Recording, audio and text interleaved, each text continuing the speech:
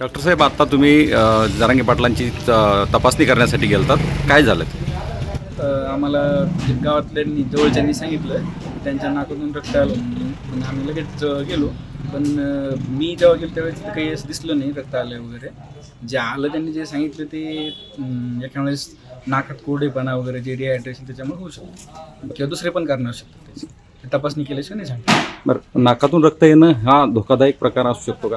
हो, असू शकतो.